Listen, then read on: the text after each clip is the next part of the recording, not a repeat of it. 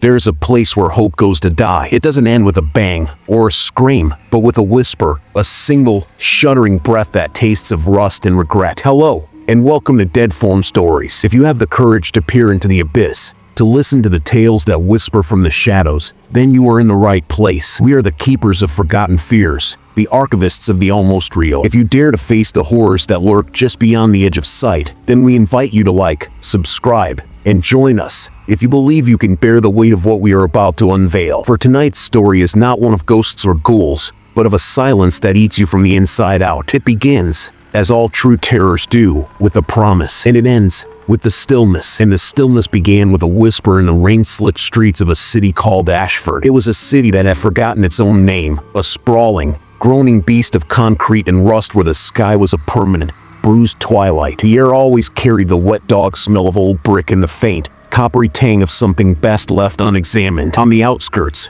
where the streetlights gave up their ghost and the warehouses stood like tombstones, was a district they called the Grime. And in the Grime, a rumor was spreading. Not a loud rumor, not one shouted in bars or scrawled on walls. This one slithered. It was a secret passed from a trembling hand to a desperate ear, a promise of a new kind of peace, a silence from the noise of a life that was too much to bear. They called it the Quiet. The street name for it was Stillness. Alara knew the Grime. She knew its language of shadows and its currency of desperation. She had been searching for her twin brother, Leo, for 17 days. He was an artist, a man who felt the world too deeply, its sharp edges cutting him until he sought solace in softer, chemical horizons. His last message to her was a blurred video, his face gaunt, his eyes wide with a terror that was entirely new. It's different, he'd whispered, the phone shaking in his hand. It's not a hi, it's an absence. They call it stillness. It's like you become a statue, from the inside out. Don't let them find me if I go quiet. Then the line had gone dead. For 17 days, there was only silence. Her search led her to a man named Silas, a relic who operated out of a basement that smelled of damp earth and regret. His fingers were stained with nicotine and newsprint, and his eyes held the weary knowledge of every lost soul who had passed through his door. Alara showed him the picture of Leo. Silas didn't flinch. He just sighed, a sound like gravel shifting in a grave. You don't find users of the Quiet, girl, he rasped. You find what they leave behind. It's not a drug, it's a vacancy. It starts with a pinprick, a tiny injection site that doesn't heal. It weeps a clear fluid, smells faintly of salt and decay. Then, the stillness sets in. They stop eating, stop sleeping. They just sit. Their breathing slows, so slow you have to put a mirror to their lips to see the fog. Their skin, it gets cold, waxy, like old candles. He leaned forward, his voice dropping to a conspiratorial hush. But that's not the worst of it. The worst part is the wounds. They call them stillness sores. They appear for no reason. A patch of skin just opens up. No blood. At first, just a gray, weeping ulcer that doesn't seem to hurt them at all. They'll sit there, rotting alive, and they won't even flinch. They are utterly, terrifyingly still. That's where the name comes from. They are becoming monuments to their own demise. Alara felt a cold knot tighten in her stomach. Who makes it? Where does it come from? Silas just shook his head. A slow, mournful gesture. No one knows. It doesn't come in bags or vials. It comes in small, unmarked glass ampoules. No labels, no origins. It just appears in the grime, like a poison seeping up from the ground itself. There's a place, an old slaughterhouse, at the very edge of the industrial sector. The rendering house. That's where the whispers say it all begins. But listen to me, girl. You don't want to go there. People who go looking for answers at the rendering house, they don't come back. Or if they do, they come back changed. But Alara was already gone. The image of her brother's terrified face burned onto the back of her eyelids. The rendering house. It was a name that tasted of iron and old blood. The building was a monolithic slab of crumbling red brick, standing alone in a field of cracked asphalt and dead weeds. The tall, iron smokestacks were skeletal fingers clawing at the oppressive sky. The air here was different, thicker. It carried the ghost of a million deaths. The stale, metallic memory of blood and fear, now overlaid with a newer, more sinister scent, that of chemical sweetness, like rotting fruit and antiseptic, a cloying perfume that clung to the back of the throat. The main door was ajar, a sliver of profound darkness beckoning her. She slipped inside, the groan of the rusted hinge sounding like a dying man's last breath. The interior was a cathedral of decay. The cavernous space was choked with shadows, the high windows coated in a century of grime, allowing only slivers of sickly light to pierce the gloom. Ancient machinery,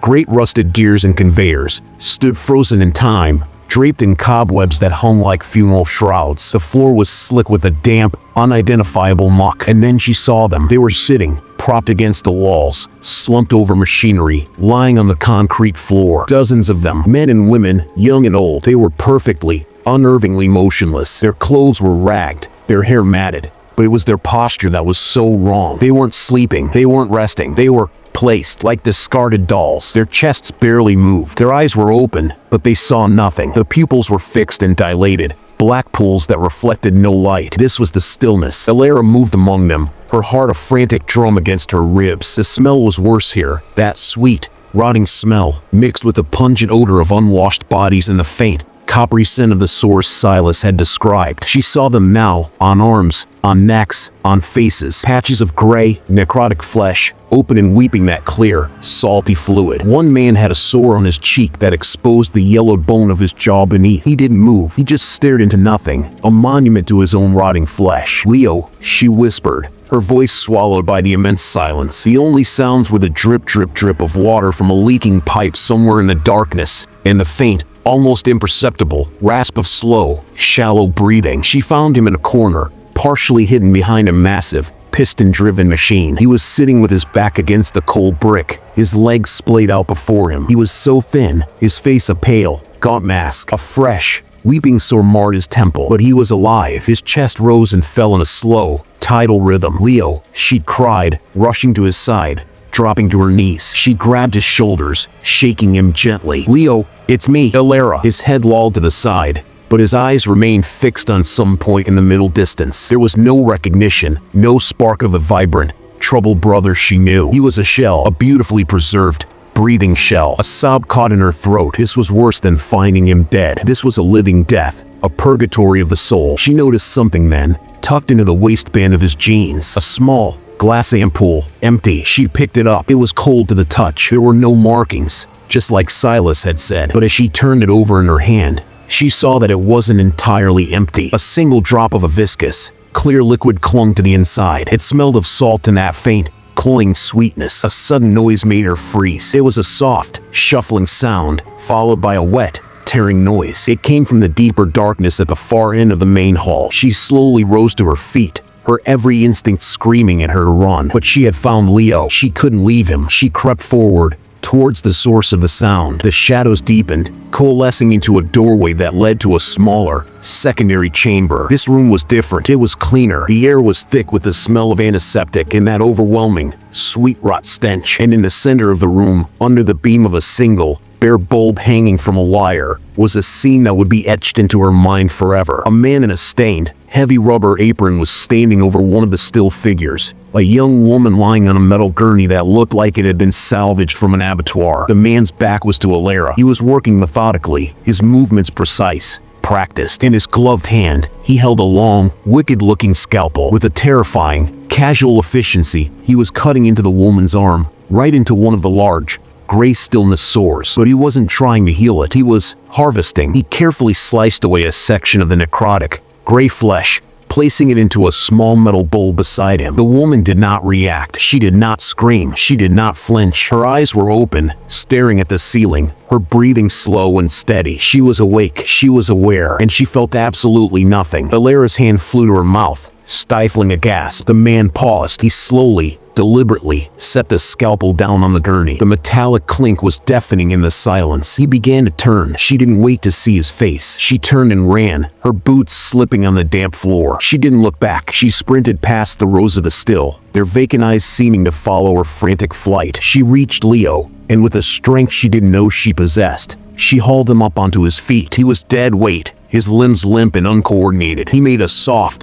guttural sound in the back of his throat, but offered no resistance. "Come on, Leo, we have to go," she hissed, dragging him towards the door. From the darkness behind her, she heard a new sound. It wasn't the shuffling of the apron man. It was a different sound altogether. A soft, collective, stirring. She risked a glance over her shoulder. The figures that had been so utterly motionless were now moving, not with purpose, not with the frantic hunger of movie zombies. Their movements were slow, languid, almost graceful. They were turning their heads. They were pushing themselves up from the floor. Their movements were stiff, like rusted machinery being forced back to life after a long sleep. They weren't looking at her with malice. There was no emotion in their faces at all. It was something else, a vacant, placid curiosity. They began to shuffle towards her, not to attack, but to observe, to surround. It was more terrifying than any rage-filled charge. They were a tide of quiet, advancing inevitability. Alara redoubled her efforts, half dragging, half carrying Leo through the giant main door and out into the damp, open air. She didn't stop until they were 3 blocks away, collapsing in a grimy alley, her chest heaving, Leo slumping against a dumpster like a discarded sack of bones. She had gotten him out, but as she looked at him, at his waxy, unresponsive face, she knew with a chilling certainty that she had only retrieved his body. Wherever Leo was, he was still trapped in the stillness. Back in her small, cramped apartment, she tried to nurse him. She tried to get water into him, but it just dribbled down his chin. She tried to talk to him, to tell him stories from their childhood, but he gave no sign of hearing. He would sit where she placed him, on the floor against the wall, for hours, his breathing a slow, metronome-like rhythm. The sore on his temple seemed to have grown, the grayness spreading like a stain. In a moment of desperate inspiration, she took out the empty ampoule she had taken from him. She managed to scrape that single, clinging drop of the clear liquid onto a cotton swab. She had a friend, Maya, a brilliant, paranoid chemist who worked in a private lab and had a sideline in analyzing questionable substances for the desperate souls of the grime. It was a long shot, but it was the only shot she had. She left Leo, barricading him in the apartment, and took the swab to Maya. Maya's lab was a cluttered chaos of beakers, humming machines, and white boards covered in frantic equations. She listened to Alara's story with a growing frown, her eyes widening as Alara described the rendering house and the harvesting. When Alara handed her the cotton swab, Maya treated it with the reverence of a nuclear sample. She worked for hours, isolating, analyzing, her face growing progressively paler. Finally, she turned to Alara, her expression a mask of pure, unadulterated horror. "Alara, what is this?" she whispered. "They call it stillness, a quiet. What is it?" "Maya, it's not like anything I've ever seen," Maya said, her voice trembling. "It's a complex molecule, a terrifyingly elegant design. It's not a stimulant, it's not a depressant, it's not an opioid, though it binds to some of the same receptors. Its primary function seems to be to induce a state of profound metabolic and neurological stasis." "What does that mean?" Alara asked, dread coiling in her gut. "It means it doesn't just make you high," Maya explained, her eyes wide. "It systematically shuts you down. It slows the heart rate to near hibernation levels. It drastically reduces neural activity. It's like it puts the conscious mind, the part of you, to sleep. A deep, deep sleep, but it leaves the autonomic nervous system running on a bare minimum, just enough to keep the body alive. It's a chemical lobotomy." She pointed to a spectrograph display, a series of jagged, alien peaks. "So that's not the scary part. This compound, it's a symbiote, a parasite. It doesn't just affect the user. It rewrites their biology on a fundamental level. It colonizes the subcutaneous tissue, creating these reservoirs. The sores you described, they're not infections. They're production sites." Alara felt the world tilt. "Production sites? For what?" "For more of the drug," Maya said, her voice hollow. "The compound, as it interacts with the host's dying flesh, catalyzes a reaction. It uses the user's own cellular breakdown, their necrosis, to synthesize a new, more potent, more stable version of itself. That clear fluid weeping from the sores, that's pure, unadulterated stillness. It's a self-replicating drug, Alara. The user becomes the factory. They don't just take it, they become it." The horror of it crashed over Alara. The man in the apron at the rendering house, he wasn't just a madman mutilating corpses. He was a farmer. He was harvesting a crop. The stillness wasn't a drug crisis. It was an agricultural enterprise. The users were the soil, and the product grew from their rotting flesh. "There's one more thing," Maya said, her face ashen. "This new, refined version, the one harvested from the source, it has an additional property, an aerosolized component. It's released in minute quantities with every exhalation of the user. It's a pheromone. A call to who?" "To the others," Maya whispered. "The others who are in the stillness. That's why they started moving when you took your brother. It wasn't you they were reacting to. It was him. He was a beacon, a node in their network. They don't have a hive mind. Not exactly. It's more like a chemical consensus. They are drawn together, to the source, to the place of harvest. They protect their own. Not out of loyalty, but out of a biological imperative to protect the crop." Alara stumbled out of Maya's lab, her mind reeling. The world had become a nightmare of grotesque, biological logic. She had to get Leo out of the city. She had to hide him. But when she returned to her apartment, the door was splintered, hanging from a single hinge. She rushed inside. The place was trashed, but nothing was taken. Leo was gone. On the floor, where he had been sitting, was a single, fresh drop of that clear, viscous fluid, and scrawled on the wall in what looked like charcoal was a single word, written in a shaky, childlike hand: rendering. They had taken him back. She knew then that there was no running. This wasn't a fight she could win with force or flight. It was a disease, a system, a horrifying new ecology of despair. She had to go back to the heart of it. She had to understand why. This time, she went prepared. She armed herself with a heavy flashlight, a knife, and a respirator mask she took from Maya's lab, hoping it would filter out the pheromone call. The night was colder now, a biting wind whipping through the canyons of the grime. The rendering house loomed larger, more menacing,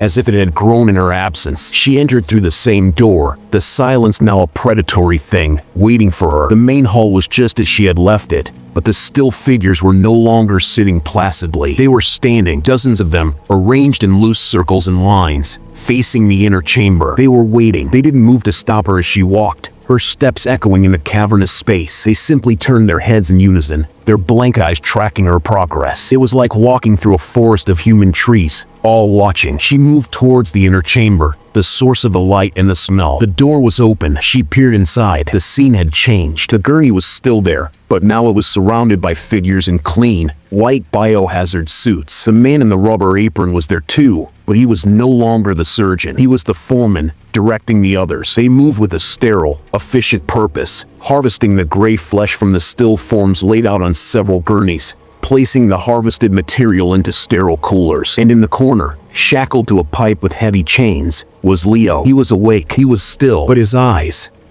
were different. There was a flicker in them, a tiny, desperate spark of awareness. He saw her, and in that look, she saw pure, unadulterated terror. He was trapped inside his own body, a prisoner in a dying shell, fully aware of his horrific fate. One of the figures in a biohazard suit approached Leo, a scalpel in their hand. They were going to harvest him. Galera didn't think. She screamed, bursting into the room, her knife held out before her. "Get away from him!" The figures in biohazard suits froze. The man in the apron turned slowly. For the first time, she saw his face. It was ordinary, tired, middle-aged, with lines of stress around his eyes. There was no madness there, only a profound, chilling resignation. "You shouldn't have come back," he said, his voice flat. "You have his spark, the one we can't seem to extinguish. It's a contaminant. What are you doing to him?" "To all of them?" Valera demanded, her voice shaking. "We are farming peace," the man replied, as if it were the most obvious thing in the world. "The world is noise. It is pain. It is a constant, screaming agony. We found a way to silence it. The stillness is a gift. It is the end of suffering. This isn't peace. This is harvesting people. We are harvesting the byproduct of peace." He corrected her calmly. "The quiet must be shared. It is too precious to be contained. The source material, it requires a specific catalyst, a human nervous system in a state of extreme duress. The compound, in its initial form, is unstable. It needs a host to mature, to perfect itself. These people," he gestured to the still forms, "they are the crucible. They volunteer for the initial transformation, seeking an escape from their pain. In doing so, they become the foundation for a greater, more permanent silence for others." He took a step towards her. "Your brother, though, he fights it. His consciousness is a resilient strain. It creates an impurity in the final product. It makes it unpredictable. We cannot have that. The crop must be pure." He nodded to the others. The figures in biohazard suits began to advance towards her. Alara backed away, her knife feeling small and useless. She looked at Leo, saw the silent scream in his eyes, the single tear that traced a path through the grime on his cheek. It was a tear, a sign of feeling, of pain. It was the very thing this entire nightmare was designed to eliminate. In that moment, she understood the true horror. It wasn't the rotting flesh, or the harvesting, or the mindless husks. It was the ideology, the belief that the only solution to pain was absolute, chemical oblivion, the belief that feeling itself was the disease. And this stillness was the cure. As the suited figures closed in, she saw the still figures from the main hall begin to shuffle into the doorway, drawn by the chemical distress signal Leo was undoubtedly emitting. They filled the entrance, a wall of silent, placid faces, blocking her escape. She was trapped. The foreman picked up his scalpel, his eyes on Leo. "The process must be completed," he said. "The stillness must be absolute." Alara knew she couldn't fight them all, but she saw one last, desperate chance. She lunged not at the foreman, but towards the coolers filled with the harvested, gray flesh. She slammed the lid of one open, and with a cry of revulsion and fury, she plunged her hand inside.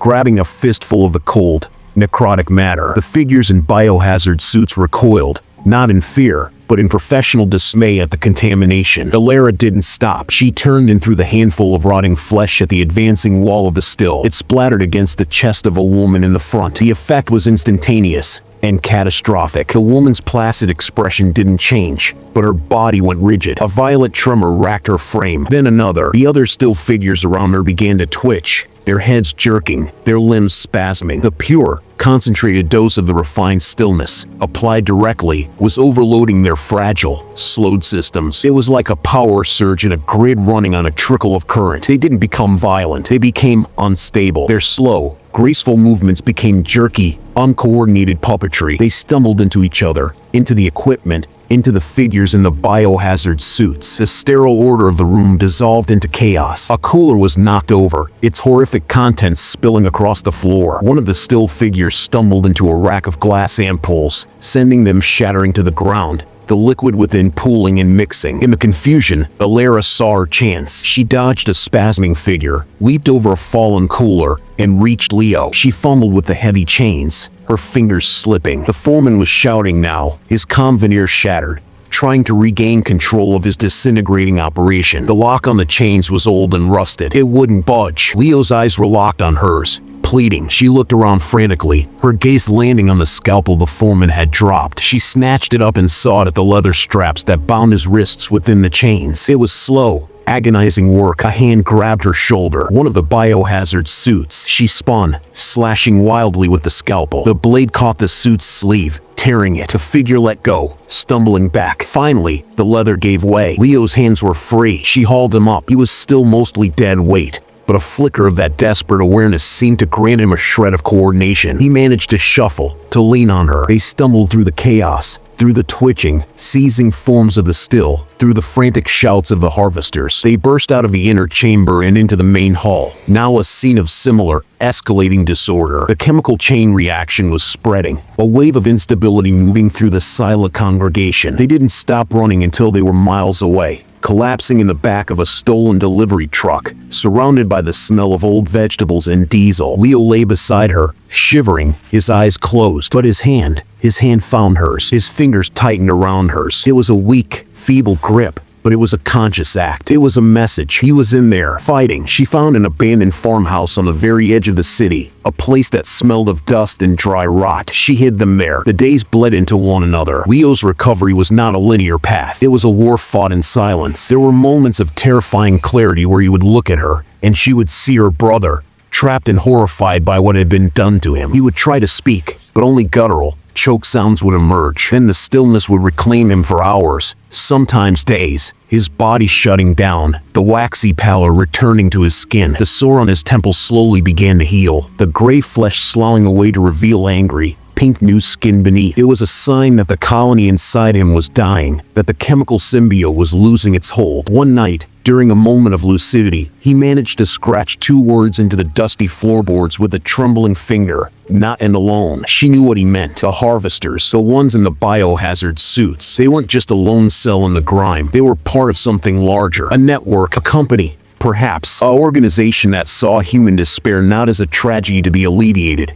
but as a resource to be cultivated. The rendering house was just one farm. There would be others. Weeks turned into a month. Leo could now walk, slowly. He could drink water on his own. He could say her name, his voice a rusty, broken thing. The light was returning to his eyes, but it was a haunted light, shadowed by the memory of the absolute void he had inhabited. They knew they couldn't stay forever. The world was still out there, and in it, the source of the quiet still thrived. They had escaped a single harvest, but the farm was still in operation. The ideology of stillness was still spreading its roots through the forgotten places of the world. On a cold, clear morning, they stood at the edge of a forest, looking back at the distant, smoky silhouette of Ashford. They had no plan, no destination, only a purpose: to find the others who knew, to expose the truth, to fight against the creeping silence. Leo turned to her, his face pale but determined. He opened his mouth, struggled for a moment, and then spoke his first complete sentence since his rescue. The quiet, he rasped, his voice barely a whisper.